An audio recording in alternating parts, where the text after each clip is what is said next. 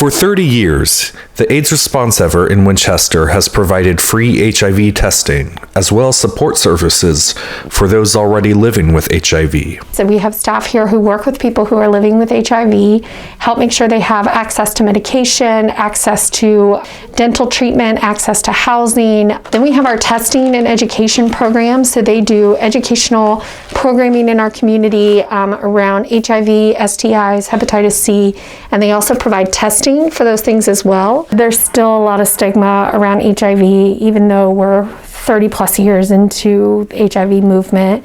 I think that there's still a fear to the issue.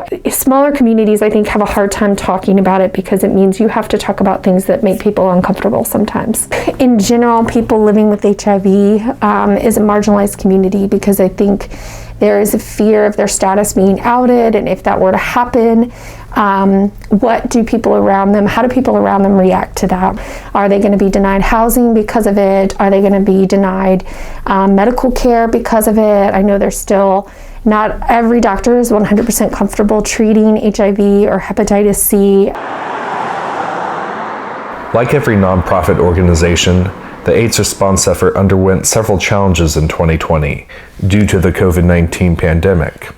A lot of our work is done through outreach and on-site testing, so all that kind of just stopped, effective immediately. Due to the pandemic, there was a significant drop in people getting tested for HIV and other sexually transmitted infections. Support groups for people living with HIV and the LGBTQ community were also unable to meet in person. It was chaotic and scary, I'd say, for a lot of folks. We work with a vulnerable population, and we knew that we could potentially be putting our clients at risk if we continued to stay in the office and we're around each other. There's a lot of us in here. As a result of COVID, several of the organization's annual events had to be held virtually. Fortunately, most of us were pretty good with technology, so we were really quick to get on the Zoom train that everybody got on. We downloaded WhatsApp to stay connected to each other and communicate with each other.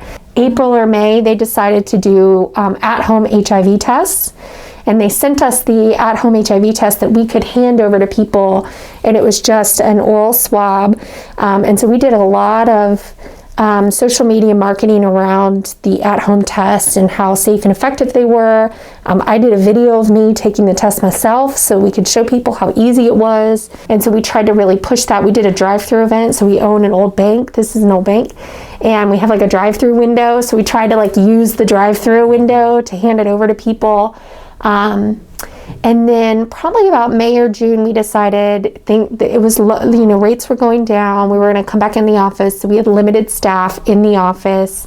We allowed people to come in, but that's when we started doing temperature checks. Folks were required to wear a mask. If they couldn't wear a mask or didn't want to, we have face shields that my cousin made that sent to us, and so that was really helpful. We now only do scheduled appointments. We make sure there's enough time in between each client to clean and sanitize the space we used, the bathroom as well, everything like that. Pretty much before each client, we clean the table, chair, wherever they're gonna sit, provide them with clean pens. So we want clients to feel, that they're safe. It was a learning curve, but I think it still made an impact within the community. I'm really excited about 2021. We started new STI testing, which is really exciting. So we have free STI testing, which actually started about a week ago. We received additional grant money for housing to provide support. We have a process in place that we're hopefully all going to be back in the office full time by June. And so that's really exciting because I think that the staff is excited about actually just being able to be together again and be in the same place. HIV is no longer the death sentence it once was in the 80s and 90s.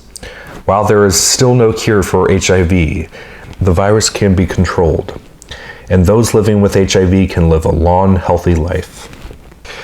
While many people hesitate to take advantage of free HIV testing, the AIDS Response Effort says it's vital that people know their status. If people know their status, they know what treatment options are available or what prevention options are available. With HIV in particular, we want individuals to get into treatment as soon as possible. That will help them in the long run, and knowing your status is key.